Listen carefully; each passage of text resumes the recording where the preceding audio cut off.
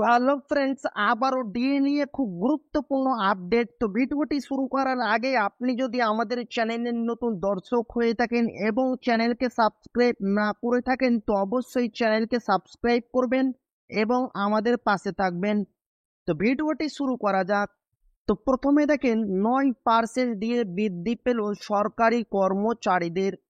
পুজোর গিফট দিল রাজ্য, মিলল সবুরের ফল।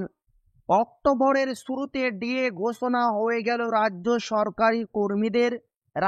সরকারি কর্মীদের ডিএ বৃদ্ধি নিয়ে সব থেকে বড় খবর।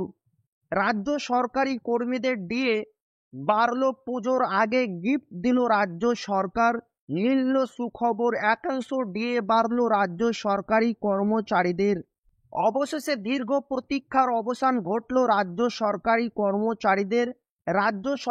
কর্মচারীদের জন্য একাংশ ডিএ ঘোষণা করল মুখ্যমন্ত্রী মমতা বন্দ্যোপাধ্যায়। পুজোর আগেই কপাল খুলল রাজ্য সরকারি কর্মচারীদের ডিএ বৃদ্ধি নিয়ে এই মুহূর্তে সব থেকে বড় খবর। সবুরের ফল পেলেন সরকারি কর্মীরা। রাজ্য সরকারি কর্মীদের 9% ডিএ বৃদ্ধি করল মমতা বন্দ্যোপাধ্যায়। কারা এই মহার্ঘ ভাতা বর্ধিত হারে ডিএ পাবেন তা জেনে নিন।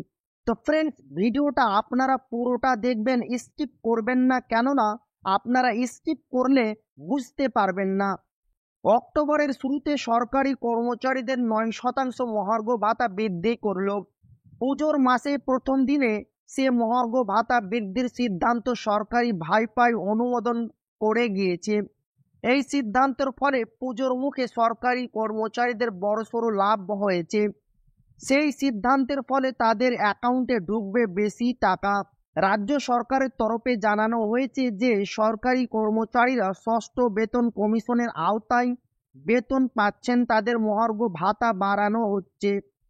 এর আগে 4% ডিএ বৃদ্ধি করে রাজ্য সরকারি কর্মচারীদের ডিএ 16% করা হয়েছিল। এবারে তা বেড়ে 9% করা হলো। অর্থাৎ এখন থেকে রাজ্য সরকারি কর্মচারীরা 25% হারে ডিএ পাবেন।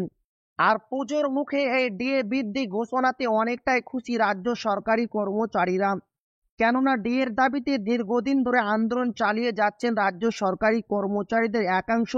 আর অবশেষে সে প্রতীক্ষার অবসান ঘটল।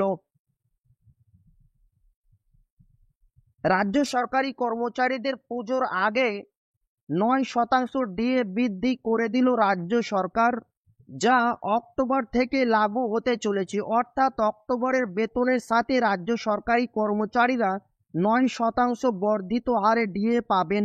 তো এই ছিল ডিএ নিয়ে খুব গুরুত্বপূর্ণ আপডেট, যা আপনাদের মাঝে শেয়ার করলাম। তো ভিডিওটি ভালো লাগলে অবশ্যই আপনার বন্ধুদের শেয়ার করবেন, যাতে তাদের উপকার হয়। আর আপনি যদি এখনো আমাদের চ্যানেলকে সাবস্ক্রাইব না করে থাকেন, তো অবশ্যই চ্যানেলকে সাবস্ক্রাইব করবেন এবং আমাদের পাশে থাকবেন।